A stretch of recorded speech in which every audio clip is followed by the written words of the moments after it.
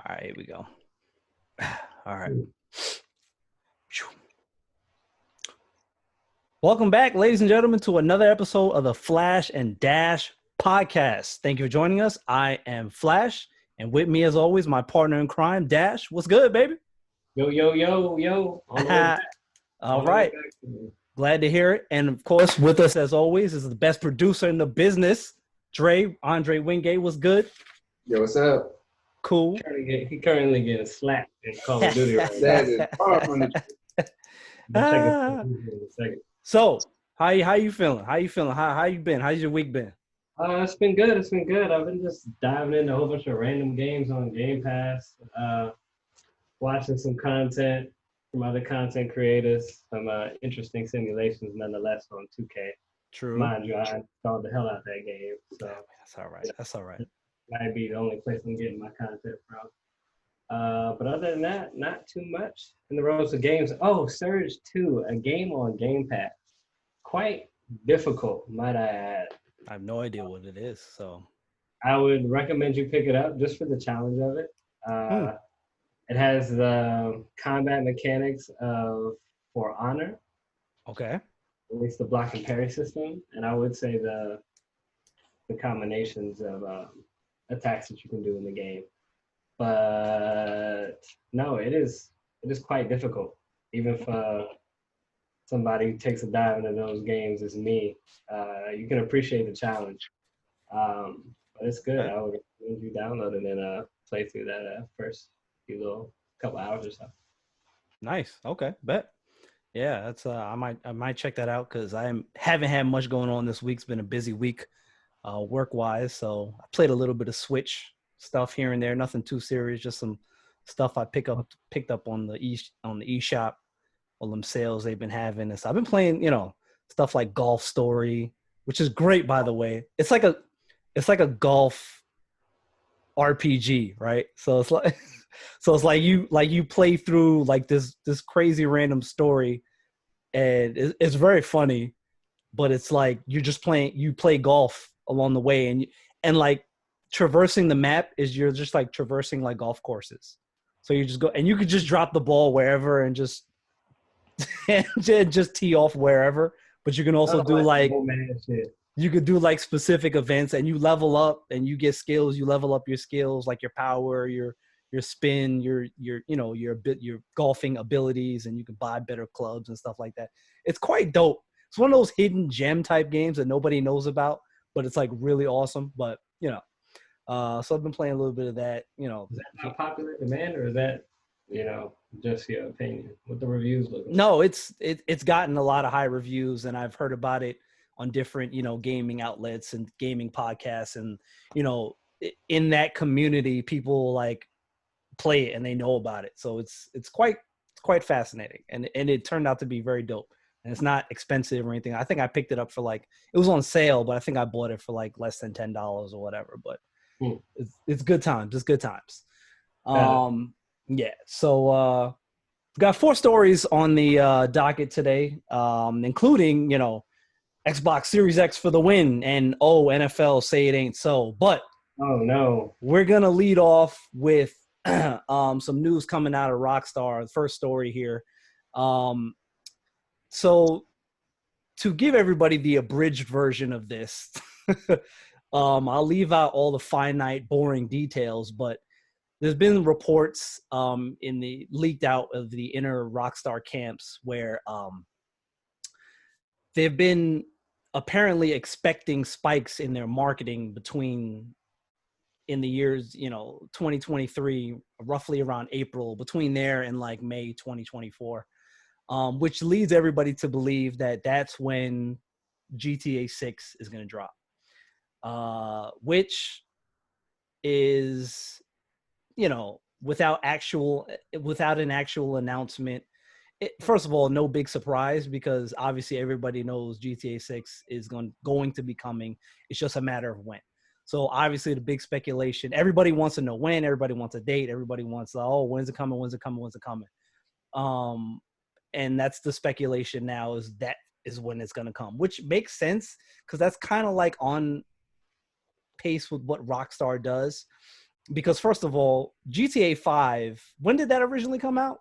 That was like for 360 and PS3. I think it was, I don't know. Definitely 360 PS3, but It, maybe 2013. 2013. Thank you, Dre. 2013. So we're talking about, first of all, a game that's been flowing for 7 years now. But this is what Rockstar does, right? So Rockstar, they give you, this is so genius, right? This is the genius of Rockstar, because they give you GTA 5, right?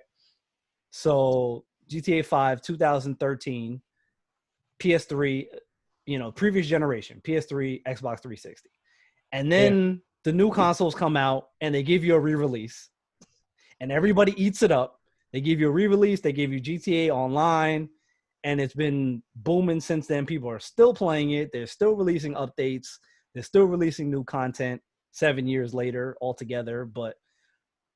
And then during the course of that time, you got Red Dead 2, which a lot of people were, hyped for, but I felt like a lot of people didn't expect it to, get to the point where it is now, where it's as popular as it is now in comparison to, GTA. But it's kind of funny because when you look at what's going to happen, because this is what Rockstar does, is that Red Dead 2 is going to walk the same path as GTA 5. Because look at Red Dead 2 came out, what, was it 2 years ago? Yeah. So Red Dead 2 is going to get without even knowing, without any official word, Red Dead 2 is going to get a re-release on PS5 and Xbox Series X. I don't even think that's a question at this point. So just like this is what they do, because just like GTA 5 did, because look at GTA 5, they re-released, and I fully expect Red Dead 2 to re-release on the next gen consoles, because that's what's going to bridge the gap to GTA 6, right? Because GTA 5 re-release bridged the gap for what they knew they were already working on Red Dead 2, and they knew they were going to be releasing Red Dead 2. So that re-release of GTA 5 on PS4 and Xbox One bridged the gap to Red Dead 2, and if Red Dead 2 was very popular, a lot of people playing it, a lot of people still playing it, and to get it to extend its life, re-release it again. So that's going to get a re-release on PS5 and Xbox Series X, and that's going to bridge the gap to, guess what, 3-4 years from now, GTA 6. Okay. This is what Rockstar, they don't even, this is 3 games. Rockstar doesn't even have to even talk about any other games. Rockstar can live, think about this, Rockstar can live 10 years, roughly, right? 10 years off of 3 games. Think about how crazy that is. They don't even have to say, think about what is that, what else is Rockstar doing? Do they even have any other games that they're even talking about? I mean, not really. Because they don't have to. Re-release Red Dead 2 and let that bridge the gap to GTA 6. So a while ago, I don't even know if this is, Red Dead Redemption 2 had released the Undead Nightmare trailer. But it hasn't been out or announced as of yet, at least for sure, not that I can see. Right. And I think that would be a great release time, especially it being around the holidays, even near Halloween and all that other stuff. If Xbox or PS5's release date tend to be, maybe even a little sooner. Yeah. I think Xbox will go first. I think Microsoft will go first. They usually are they usually in like November-ish time, or are they ever in December? They've never been in December. No, right? nobody. I don't think anybody's ever crossed over into December. So yeah, but I think Microsoft will go first this year. I think Undead Nightmare might end up pushing out, or could push out, or roll with this release window. That's exactly what's going to happen. For re-release onto the console. It's genius. This is what Rockstar does. And this is why Rockstar has been so successful over the years, because you get people to keep coming back. And as long as you keep giving people content to keep them coming back, and you patch and update your game appropriately, people will keep playing it, and they'll keep paying to play for it. They'll buy another copy on the next console because their games are that good and they're still that relevant. And they leave you. It's so brilliant because they leave you just a small enough window where you're like, it wasn't like crazy long ago where you bought the previous version, but it's just enough time where you're like, yeah, I'll buy it again because, I want that new content. I want it that cleaned up, look on the next console. And for what these new consoles should do, right? Faster load times, right? Because that's really what we're talking about, especially with those games. If you don't have a Series or a Xbox One X, your load times are extremely delayed. So I couldn't even imagine what that gap would be or what it will be. It should be virtually none, right? At least that's it what should be. It should be. Maybe one, two, few seconds. Yeah. Let's hope. That's the plan. Let's hope. Obviously, in the coming weeks and months, as we get more information, obviously we'll cover all of that stuff because expect that. I'm sure we'll get to a point where we'll have a whole show dedicated to those. Once we get official, release information, we'll move along to that stuff. Move along to our next story. NFL say it ain't so. So EA Sports and the NFL have renewed their partnership for another, I don't know, 1,000 years. It's not even that long, but it's pretty long. No. This is painfully long for as long as we've been waiting for other stuff, right? Because, okay, so they've extended the agreement to 2025. And I'll just go through some content here from gamesindustry.biz, article by Brendan Sinclair. Read some bullet points here. Electronic Arts announced that it has officially renewed its partnership with the NFL and the NFLPA for multiple years, ensuring the publisher will, quote, continue to deliver the only authentic football simulation game available to players around the world, which is false because Madden's not simulation football. But I digress. The Madden series won't be EA's only NFL games. The company said it will also bring the license to more genres, including new arcade style and mobile experiences. Let me stop right there. That's great. Let me stop right there because what that screams two things to me. One, they plan to do NFL Street, right?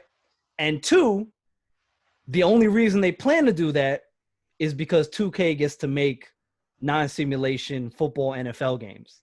So they had to double back. They were like, oh shit, 2K is doing something. They're allowed to do something, right? It's not simulation, even though Madden's not true simulation. But so they were like, oh damn, we got to get back into making NFL Street. If 2K is going to be doing an NFL game, which is probably going to be very similar to the NFL 2K NBA Playgrounds game, which are actually pretty dope games, by the way. It's like an in-between. It's like NBA Jam, but not NBA Jam. It's like at the same time, I think that they would. I think that 2K will really try and go big here. I do. I agree. Non-simulation route. I'm not sure what this will look like, but given that they have been able to produce a simulation style football game in those 2K like legend games, like back in 2009 and 2008, or did they even get to? Either way, there was one of those games. It might have even been before that, where you were breaking bones. Yeah. Oh, you talking about like Blitz? Or Blitz the League. It was similar to Blitz. Those were good games. Yeah, no, it was. They had the ability to really take it to the next step in regards to those kind of games. So, what that might look like, even though the 2K Playgrounds games have seemed fun, I've never actually had a chance to play. Yeah, I played a little bit of I played a lot of the first one actually on Xbox, and it was pretty dope. Going through a little bit more of this article here. It says while EA has the market cornered on NFL simulation games, again, simulation, Other publishers have been able to make alternative uses of the NFL and NFLPA licenses.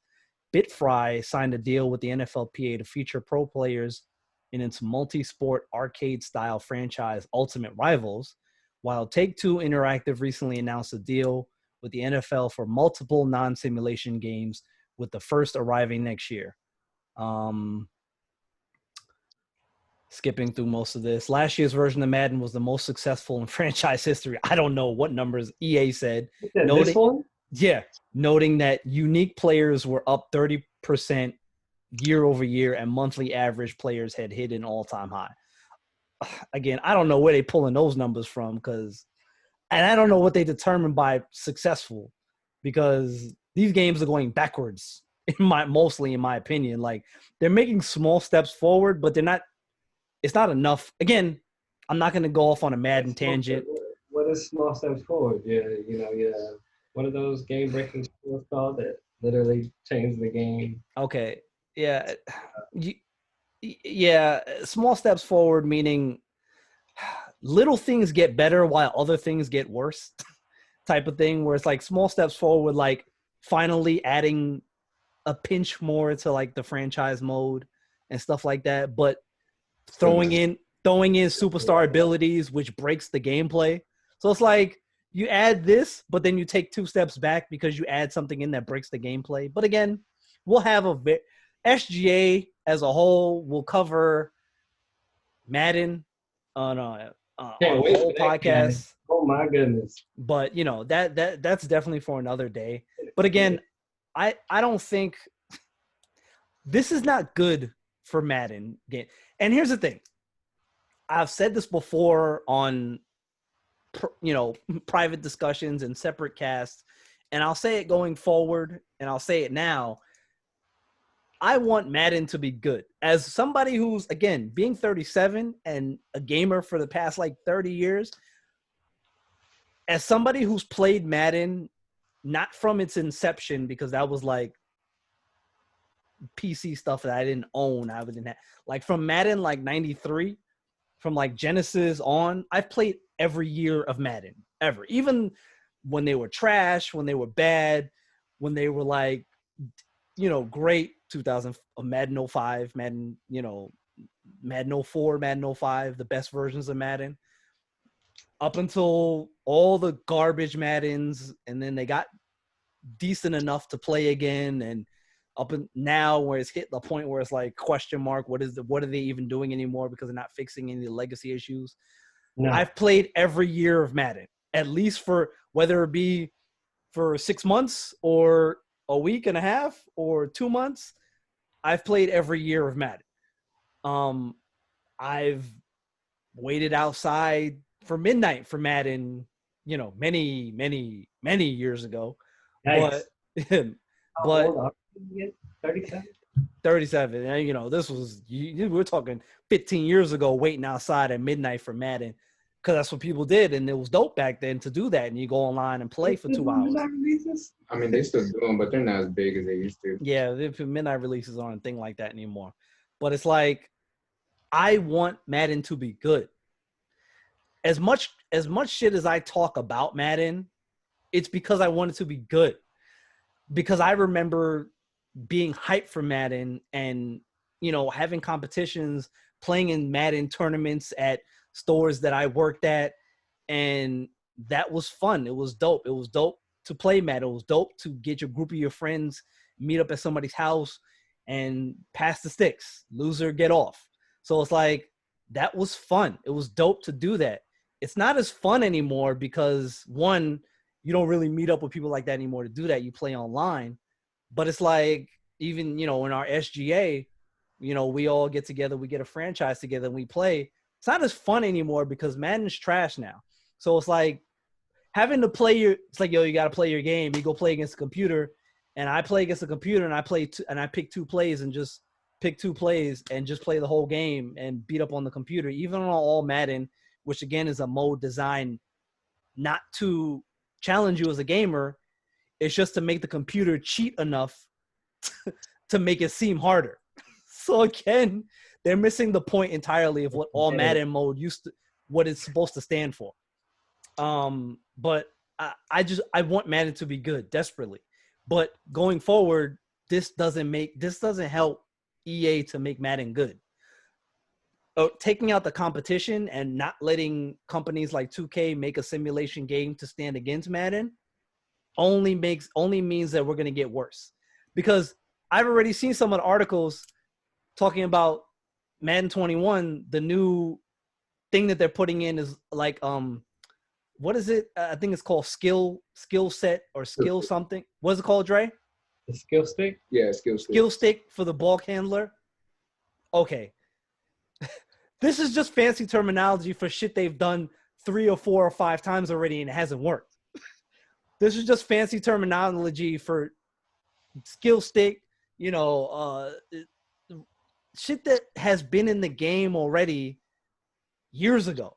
It's just things you can do with the right analog stick that's been in the game already. But they're slapping a fancy terminology on it and presenting it as something new that hasn't been done before.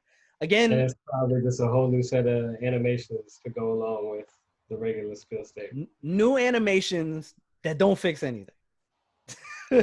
New animations to stack on top of already shitty animations that already don't help the gameplay, just to break the game further, which is exactly the problem, which is what Superstar. If they tell me, it's funny because the addition this year should be by subtraction, which is take out Superstar abilities. Let's take that out, and that's a good start. If they take Superstar abilities out, that's actually a step in the right direction. You don't even need to add anything. I'll jump in here and I'll say this. They don't need to take the Superstar abilities out. They can leave that. They just need fuck to that. take the X Factor out. Oh, that's what I meant. My bad. That's what I meant. I meant the X Factor. Because the Superstar abilities is pretty much that's the traits that help define. Those are the traits that should help define the elite players, not X Factors, because X Factors are stupid. X Factors is what broke the gameplay. Thank you for correcting me, because that's what I meant to say earlier. X Factors is what broke the gameplay, because it's like now you're making because anybody could be a goddamn X Factor, because eventually if you do enough in the game, some guy that shouldn't have any business having an X Factor ability now has one, and now he can do things that he shouldn't be able to do. Like, okay, Marlon Mack shouldn't have X Factor abilities to be able to be an elite running back. No. Christian McCaffrey, yes, okay. But again, that's why X Factor shouldn't be a thing. This is why take those out, and guys like Christian McCaffrey, give him the appropriate superstar abilities to make him elite, and don't give any to players like, again, sorry, Marlon Mack, I'm using you as an example because I'm a Jaguars fan. So Marlon Mack shouldn't have any superstar abilities because you're not a superstar. You're not a superstar. You're not elite. But that takes away from the developmental aspect of a player being outstanding for a long duration of time and achieving, greatness, just like anybody that achieved that greatness through stats. They would perform. Devontae Adams came out of nowhere. He did. Literally out of nowhere. And now he's arguably top 10 wide receivers in the league. Look. So yes, agreed. But they shouldn't look. This is why things like X Factor don't need to be in the game, because those type of things are things that can be achieved during gameplay. And yes, again, like you said, people can excel and progress to these levels and get those type of traits. But again, the problem with that is doing that through the course of a franchise. You can have anybody do that, because you can take the worst player on the team and make him run for 2,000 yards. And now all of a sudden, this guy who was a 69 overall and is a third string running back on your team can now be an elite running back. And there's an aspect to that where I don't think that's okay. I don't, because certain guys in the real NFL don't ever get past a certain point. There are guys that come into the league that have talent that, okay, those guys, this guy has X amount of talent and he might be able to expand on that. And yes, I'm going to preface this by throwing in the Tom Brady example before somebody eventually bites my head off about this. Tom Brady is one out of a fucking million players that have been drafted that is the exception, okay? Because guys drafted in the 6th and 7th round are not supposed to be Hall of Famers, okay? And he is the one exception to the rule. And I'm not talking about rounder. Huh? Or not Sterling. Shannon Sharp. He was a 7th rounder. He was. Again. But it's still unlikely. Yeah, it's very unlikely. Those two guys are like Richard was a 5th rounder. Yeah. But these are like, you're talking about like rare exceptions to the rule. And guys that are drafted, and I'm not talking about guys that are drafted in like the 2nd round or even the 3rd round, because those guys a lot of those guys drop because of injury, because of needs that teams have. Like Russell Wilson went 3rd round, if I'm not mistaken. Yeah.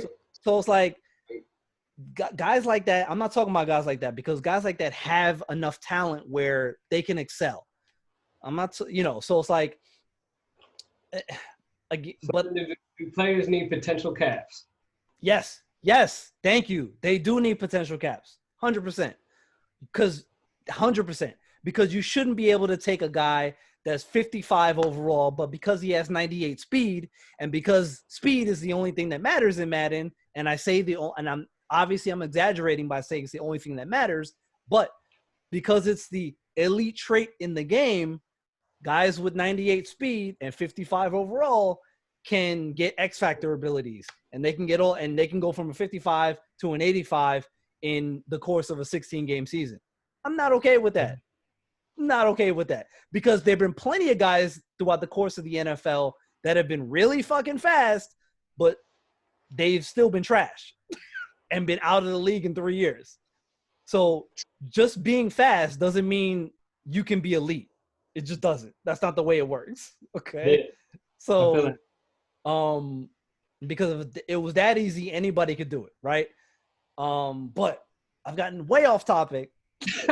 And I said I wasn't going to, but I'm really getting in because we're gonna have a podcast for this. We swear, we promise that SGA will have a podcast for Madden. But just lost like 15 minutes. That's okay though. We're really good. Moving on to our third story. BlizzCon 2020 has been canceled for this year. No surprise because. And, and I say no surprise because of COVID-19, you have to cancel these physical events.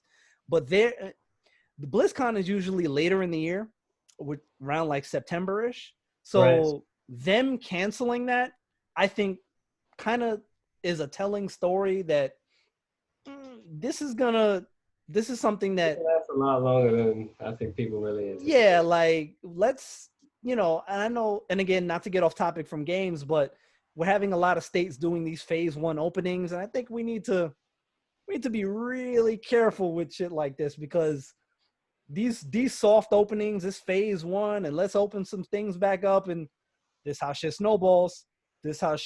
And mind you, it's not that we've seen an egregious decrease in cases and we've hit a point where we've had 0 cases. Let's start playing around with phase 1 openings. No, it's just, hey, let's just start opening shit back up. Like, no, that's not how we should be handling this, but let's not get off topic. Right. But BlizzCon being canceled, now that's obviously if you're watching this, BlizzCon is the yearly Blizzard, conference where they release content. This is their own press conference where they do, their own, because, Blizzard has a lot of big titles under their branch. That's the company that, we're talking Diablo, StarCraft, Warcraft, that's that, Overwatch, right? So that's Overwatch 2. Yeah, so that's Blizzard. So That being canceled this year, I think. Now, obviously, there's rumors that they might do a digital event. We don't know. I think they should. Um, Side note to that, I think a lot of companies, I feel like, are walking a fine line to doing these digital events, because I feel like it's crazy, because I feel like if they do these digital events and they're very successful, they're going to have to start to question going forward, why are we even bother having these physical events if the digital events are so successful? Like, what's the point? And I think, again, that's why I think personally, I thought COVID-19 killed E3, finally put the nail in the coffin in E3, which I think was already a dying conference, especially if you look at conferences like PAX, which is already a better version of E3. Let's not get it twisted. And EA, every time they go, it is just it's been a while since I've enjoyed an E3 showing, probably to all the way back to Battlefield 4. Yeah. I when mean, they were like Snoop Dogg and whatever was playing, and everybody else was playing. Terry Crews, I have been there. Because in all honesty, let's be real. Like, E3 is only the years E3 was only like, cracking like that is new consoles, right? So when a new console drops, it was like that was when you put out all your information. Like, oh, okay, this is the when it's coming out. This is how much it's gonna be. Like all that. A couple of release titles. But I think all these companies can handle that themselves. And I think that's kind of the direction that they were going anyway. Really, E3 was really just Microsoft left holding up E3.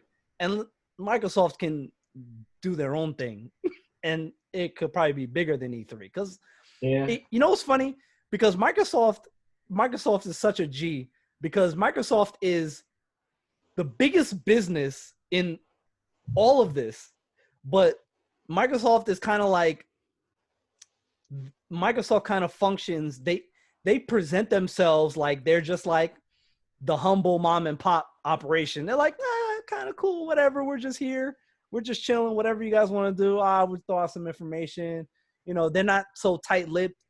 Phil Spencer is like so transparent with all their information. He comes out and he's so likable. He's just like, cool, whatever. This is what we're doing. This is da-da-da-da. But let's not forget, Microsoft is way bigger as a company than Sony is.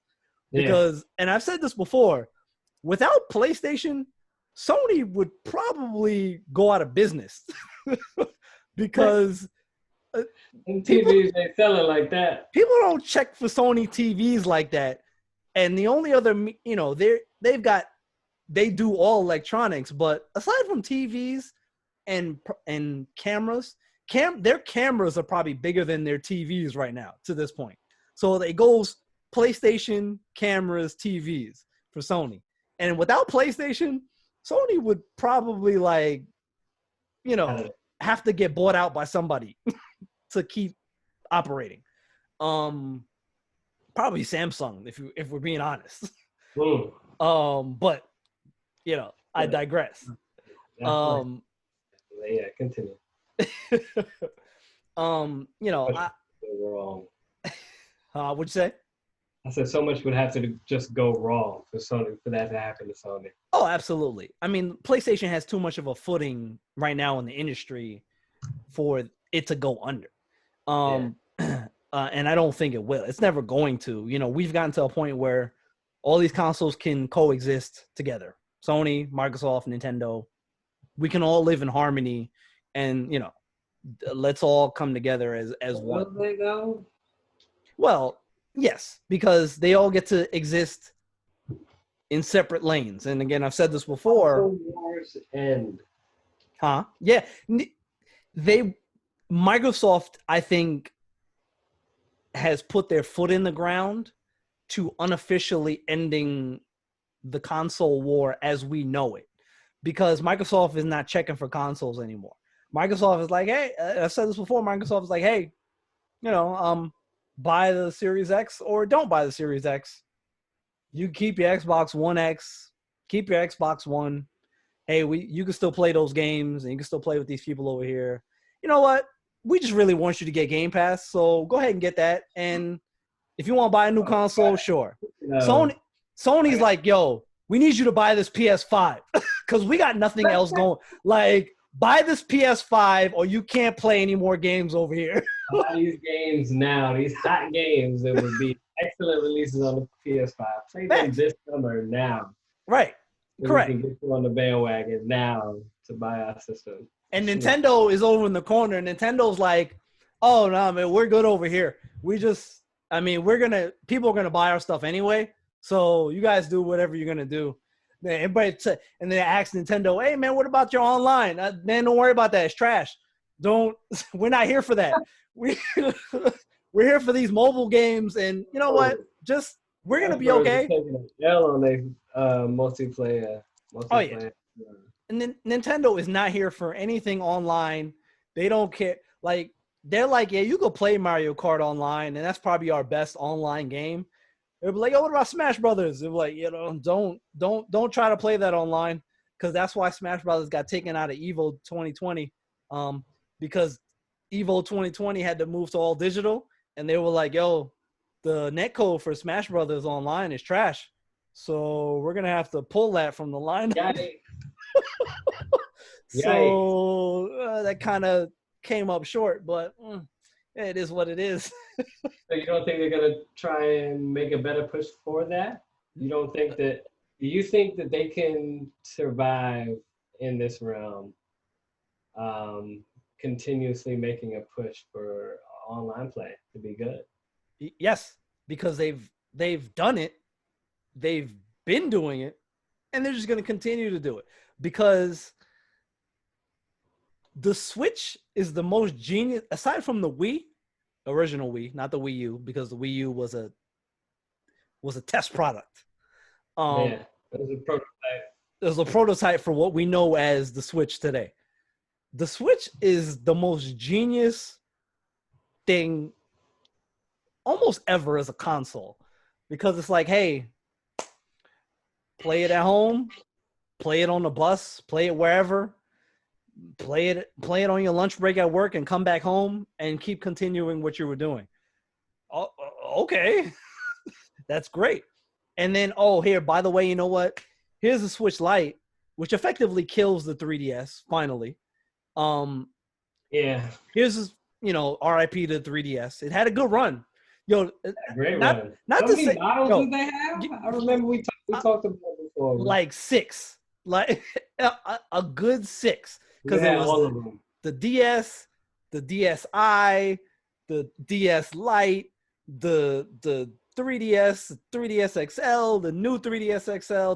There was a solid 8 or 9 editions of the DS itself over the year, probably 10 over the years. But it's like, it had a great run, and the DS held up Nintendo through the Wii U time period. Because the Wii was crap. The 3DS, the DS, all the sales of the DS has been Nintendo's highest selling console system, if I'm not mistaken. Every version combined of the DS has been their best selling, highest selling. And I think the Wii was right after that. So after the Wii U was kind of like, kind of trash. So it was like they needed the 3DS to carry Nintendo through that time. And it did. The 3DS was carrying Nintendo through a crappy console, which was the Wii U. And now the Switch is like, okay, we got it. We got it from here. And the Switch, and now we got the Switch Lite. And they were like, okay, we got it from here, because the Switch Lite replaces the 3DS. And mind you, again, I spoke earlier about the genius of Rockstar. This is the genius of Nintendo, because Nintendo's put you in a position where it's like, hey, we can get you for your home Switch and your mobile Switch. And, you can have one or the other, which is what I have the Switch Lite. I got rid of my Switch and got a Switch Lite because I never played mine docked. But this is genius by Nintendo, because a lot of people have both. So they're like, I have my one for what my home one is, like, because I play it docked on my TV. But my mobile one, I want to play that wherever. So the Switch Lite. or for the kids, and genius. This is why Nintendo, and again, as a Nintendo fanboy and speaking to my Nintendo heart, this is why Nintendo will continue to be Nintendo forever and for years to come, because Nintendo has never been involved in the console wars. The only console war that Nintendo was ever involved in technically was when the Super Nintendo Sega Genesis days. That was kind of it. And they won that. Okay, as much as I love the Genesis. How well did the Wii sell? Oh, the Wii sold gangbusters. I thought so. If we could get a fact check on the Wii sales, because the Wii is, I believe, Nintendo's second selling console, second best selling. Yeah, OG Wii, the white. Yeah, the Wii, I believe, is Nintendo's second best selling console ever. And again, first is the DS because of all its iterations collectively. But the Wii, gangbusters, because the Wii was revolutionary. The Wii took us to a place in gaming that we weren't there. And so the OG Wii sold 101.63 million units. And what is that in comparison to other consoles? Can you get that? Yeah, give me a moment. So why he does that, but the Wii, because you got to think like what the Wii did, the motion controls, the Wii, it was the console to get you up off the couch and all that stuff, right? But eventually people. So out of 1, 2, 3, 4, so the Wii is the sixth most selling, or the sixth highest selling console of all time. That's high. Number 1 is the PlayStation 2. This is actually a mixture of consoles and mobile devices, because number 2 is DS. Yes. Okay. Then you've got the Game Boy Color. Oh wow. Then you've got the PlayStation 4, and then the PlayStation. So if you just look at consoles, it's PlayStation 2, PlayStation 4, PlayStation, and then the Wii. And the Wii pretty much sold the exact same amount as the PlayStation. PlayStation. The original. OG PlayStation. So it's only 9 million off from the PlayStation 4. That's because Nintendo, they're OGs. They've been doing this. They know how to sustain this, and they know what their market is. And just like Sony knows what their market is now, and they figured it out. And again, Microsoft, they know who their market is, right? Gamers like us is Microsoft market, especially gamers like myself, where it's like, yo, how can you extend what I want to do with my personal gaming in terms of where I want to take it from a mobile standpoint. And stuff like cloud, Xbox, the Project X Cloud, and stuff like Game Pass. I don't think I got on that beta. I think I didn't get on the beta for the iPhone. It's still going.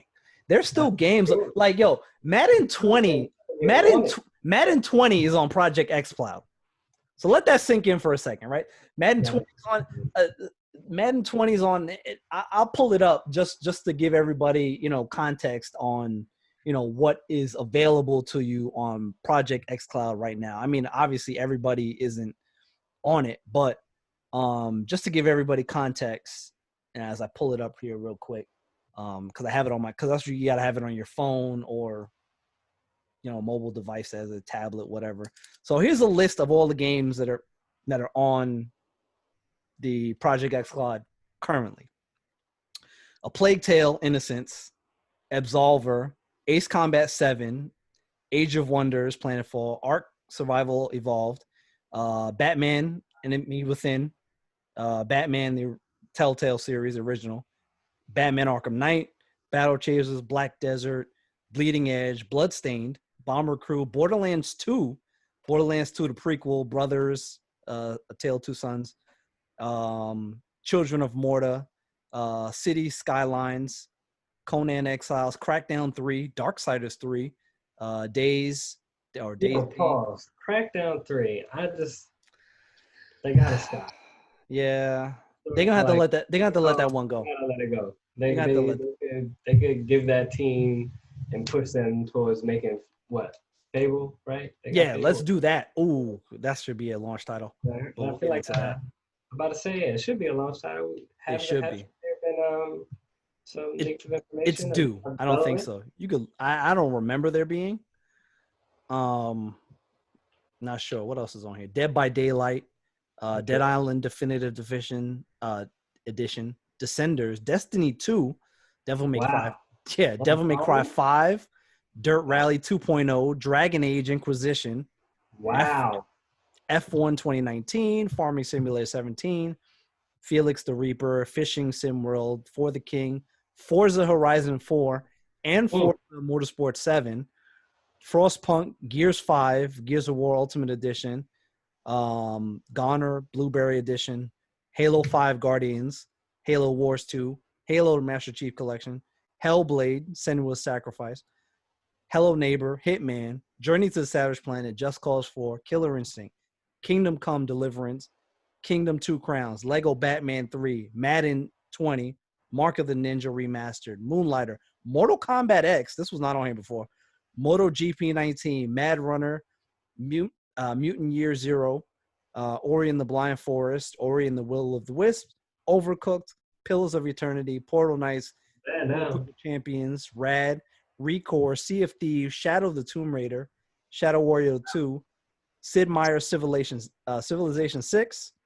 Sniper Elite 4, Soul Calibur 6, Sparklight, State of Decay 2, Juggernaut Edition, Subnautica, Super Hot, Tales of Vesperia Definitive Edition, Tekken 7, Terra, The Bard's Tale 4, Director's Cut, The Sims 4, The Surge, The Wolf Among Us, The Hunter, Totally Accurate Battle Simulator, Tracks, Train Sim World 2020, Unravel 2, Vampire, whichever it is, War Thunder, Warhammer, Wasteland 2, World of Final Fantasy Maxima, World of Tanks, World of Warships, World War Z, WRC 7, Wreckfest, WWE 2K20, Yakuza 0, and Yoku's Island Express.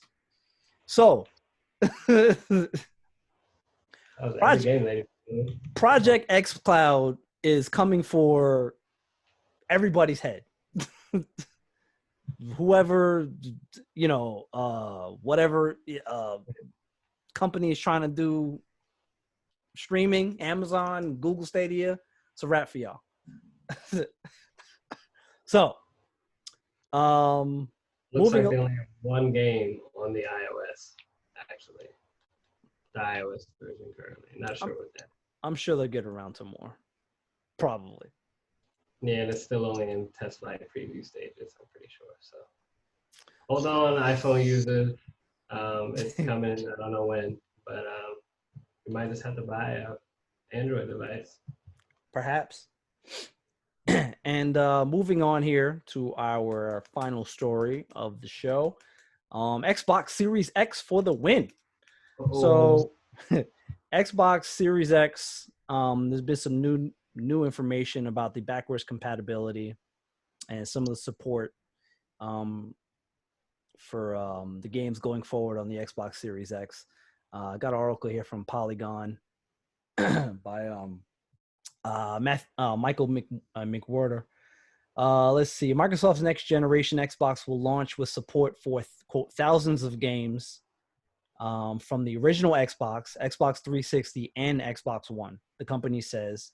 The company pledged more than just basic support for these older games. They should play better than ever before, according to Jason Ronald, Director of Program Management for Xbox Series X. That includes support for HDR color in Xbox 360 and original Xbox titles, and even, quote, double the frame rate of a select set of titles from 30 FPS to 60 FPS or 60 FPS to 120 FPS. Quote, backwards compatible games run natively on the Xbox Series X hardware, running with the full power of the CPU, GPU, and the SSD. No boost mode, no downclocking, the full power of the Xbox Series X for each and every backward compatible game. this means that all titles will run at the peak performance that they were originally designed for, many times even higher performance than the games saw on their original launch platform, resulting in higher and more steady frame rates and rendering at their maximum resolution and visual quality. I'm not even going to bother going through the rest of the article because I don't even think it's necessary, because that says that's everything I need to know, because that's what I want. Because I know that some of the information out of the Sony camp about the PS5 was that it has to run, the backwards compatibility has to go through a third party service first before it gets to before you play it, type of thing. So PS or whatever. I don't know how it works, but it doesn't do it natively. So it has to bounce somewhere first before it runs through, it's a technical thing, right? Yeah. But for the Series X to be able to play these games natively and as they were intended and then upscale just natively is great. And I expect nothing less from, the best. I expect. But wait. Actually, reading the rest of the article. Have at it. In addition, the new Quick Resume feature was designed to not only work with new games, but it can also be enabled for backward compatible titles. Quick Resume enables players to resume exactly where they left off across multiple titles, ensuring gamers can get right back to the fun in an instant. So the moment you click that app, you were thrown into the exact place that you left off at the ESA. Across all games. So no more going back for me, for example, going back for a Mass Effect run through. Hopefully now, actually, I won't have to anymore, because Mass Effect Trilogy has been, I'm pretty sure, confirmed. Hold off on that, Dre. Can you look that up for me? The Mass Effect 3 Remastered Trilogy. But I saw some rumors, not sure if it was clickbait, but we're about to see. Might be. But literally be able to not have to worry about jumping through the emulator that the Xbox has, which is a pretty smooth system for the most part, except having to re-download your profile if you change your name in any way, shape, or form. So outside of trying to get your saves back on there, you'll literally be able to dive back into the game, which probably means the emulator can just run extremely fast now. So you won't have to worry about any of those things, playing any of these. Yeah, they're remastering it. And yes, Mass Effect 3 Trilogy has been confirmed for remaster. So that's excellent. That means I can get on there and replay it, because I never finished the third one. EA is planning on it. So they could come out later and say, oh, because of XYZ, we're no longer doing it. But as of right now, they are planning on it. They will. They will. I'm sure. They will. They want that. That is a dedicated community that's been there for a really long time. Mass Effect are great games. I was just waiting for the opportunity to replay them and finally finish the third one. This is Microsoft again, and this kind of rings back to what I've mentioned before, is that this is part of their direction, right? So this is part of their plan in terms of digital service and subscription service. And this is that whole plan where it's like, backwards compatibility, run natively, it's going to upscale properly, and it's going to upscale appropriately. And this is Microsoft's path. They got the money for this. This is what they've been planning. This is what they've been doing. And let's be honest, this is a PC. And this is what Microsoft does. And this has been the long game. This has been the long game that they've been playing. How do we make the Xbox a PC? They've legit been doing this since day one. And if anybody thinks otherwise, you're crazy. Because, this is what they've been doing. They're like, how can we make the Xbox a PC? And they've finally gotten to the point where, the Series X it's a PC. It's pretty damn close. This is more PC than video game console, quote unquote. Yeah. It's like, and this is stuff that PCs do. It's just like, you can do all this.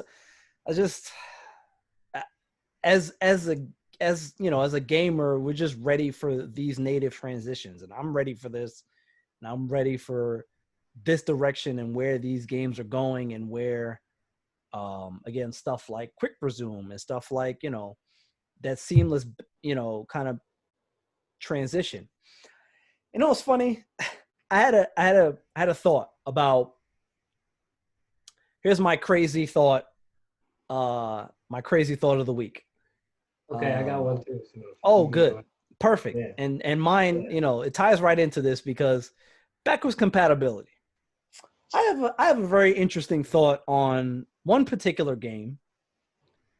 ESPN NFL 2K5. Here's my crazy conspiracy theory thought of the week. Mine's a lot less overwhelming, so Got it. Knock it out the park. I think EA Sports pays Microsoft and Sony to keep ESPN NFL 2K5 from being backwards compatible. That's my crazy conspiracy thought of the week. Because think about it. Why is that game not backwards compatible? I still have my copy. I'm waiting patiently for it to be backwards compatible. Because think about it. If they made ESPN 2K5 backwards compatible, how many people would jump on and play that game? And effectively, a lot of people, and effectively put down Madden earlier than they probably would normally. Is there any sort of way they could update the game with new rosters in any way, shape, or form? And a game with people will play it. Forget it. But I think EA Sports is so scared of people being able to access it on new consoles that they pay to have it not be backwards compatible. So wouldn't you think 2K would get wind of this and just pay No. bigger? How much money could you effectively pay somebody to keep your game off the shelf or to be downloaded? Enough, because 2K doesn't have EA money. What's your price tag? What you think of it? See, here's the thing. I don't know what those rates are going like, but I think, I'll just an arbitrary number. I don't know, 1.2. 1.2 million? Yes. It's an arbitrary number that I pulled out of the sky. Seems kind of low. It seems really low. Does it? Okay. It sounds low as shit to literally keep 2K5, because to be that afraid, there's no way that if I'm 2K, I catch wind of that, and I'm just not like, here's $1 million from the first 10 minutes of VC bought in 2K after release, because that's how much we get in micro purchases alone every 10 minutes. 2K can't afford to get into that because they don't have, they don't have that kind of, in comparison to EA, I don't think they have that kind of cash flow. Now, they got properties, but their properties ain't been hitting like that. I mean, because what? Play the long game then in regards to 2K5. That's the only way it has to happen. EA Sports is paying to keep 2K down. We'll see in 2025. That's too long. I'm tired of waiting. Now we got to see what these next Madden games are going to look like, which I think are going to be literally much of the same thing. Trash. I don't think that they're going to change at all. I Trash. think they'll even steer further away from simulation play. But we will see. Stay tuned for the SGA Madden podcast. It's gonna be interesting. Probably one of our most interesting podcasts. Yeah. It's going to be bananas. Facts. Off the wall, no holes barred, Royal Rumble, Elimination Chamber, Hell in the Cell. Love it. Tables, ladders, and chairs. Barbed wire match. The whole 9 yards. Somebody get buried alive on this episode too. Everything. All of it. So we're gonna wrap it up here. again, it's been real. We've covered some good things this week, and unfortunately, Madden still sucks. Xbox is still great. We don't know where we're going with Blizzard. Okay, things too. I won't. They're not What? doing bad. Before we go, real quick.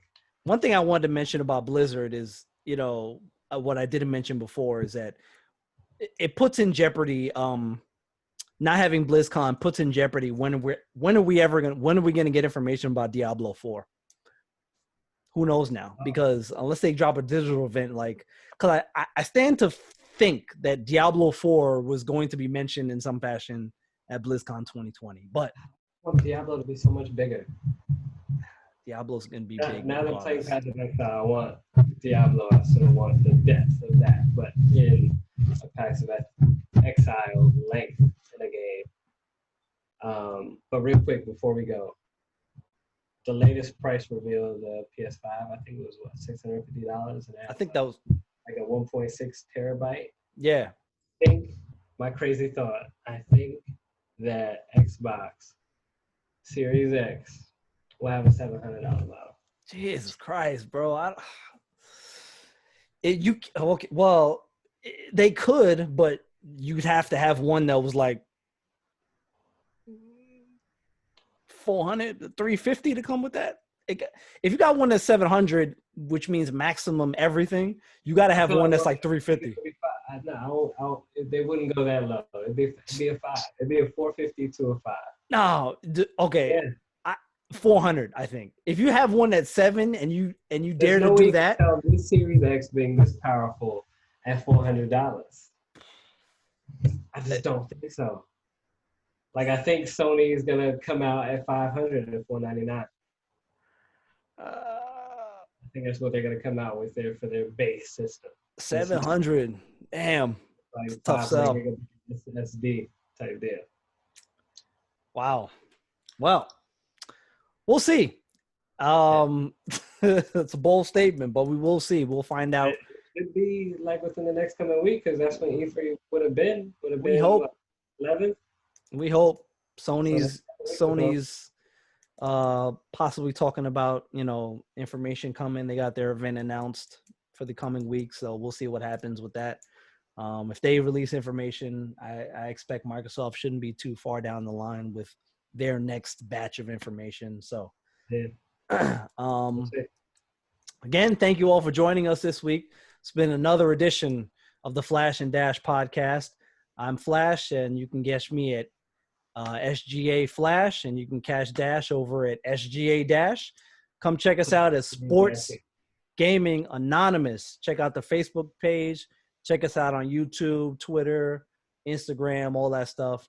All of it. All of it. And thank you guys for joining us this week, and we will catch you next week.